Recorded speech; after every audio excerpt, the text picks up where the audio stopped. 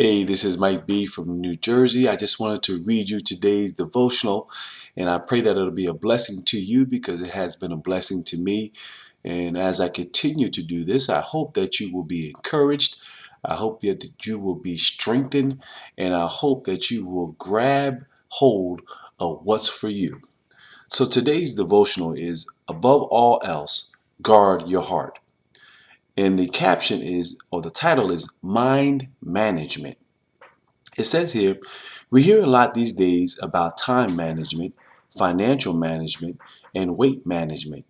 But what about mind management? Shouldn't we be more concerned about managing our minds than managing anything else? Jesus was. He guarded the gateway of his heart by refusing to concede in three areas. Number one, the agenda of people who wanted to use him for their own purposes.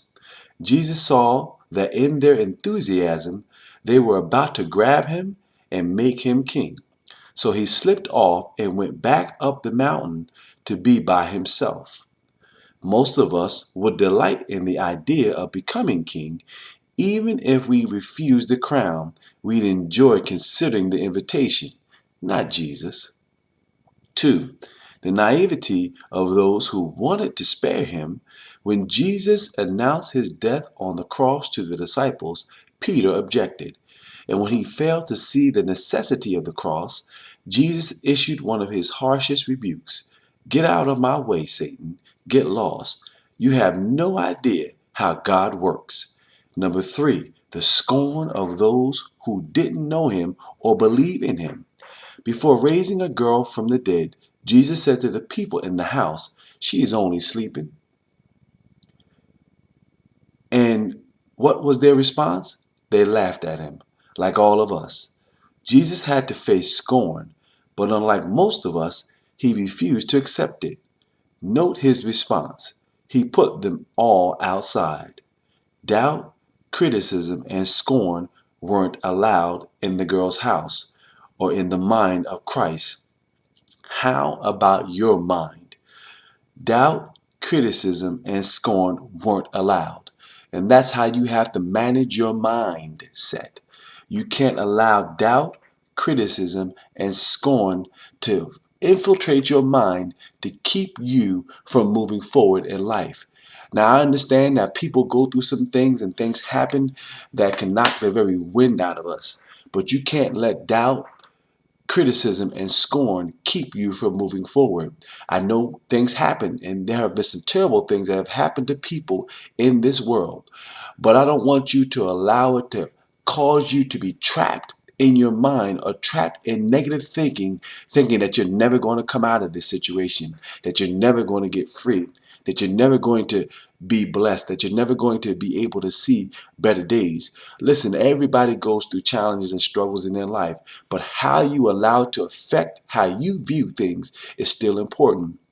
Just because the world may be going through some things in this time doesn't mean that you have to give into the pressure or give into the pain or the things that may be affecting a lot of people around you.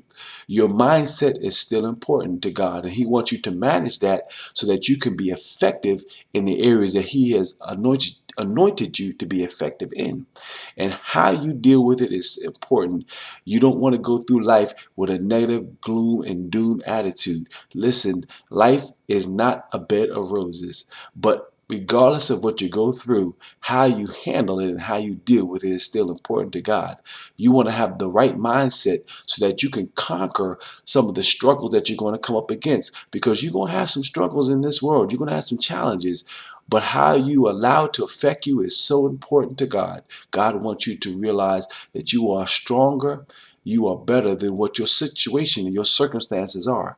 But you can allow your mind to take you into another level that God doesn't want you to go into.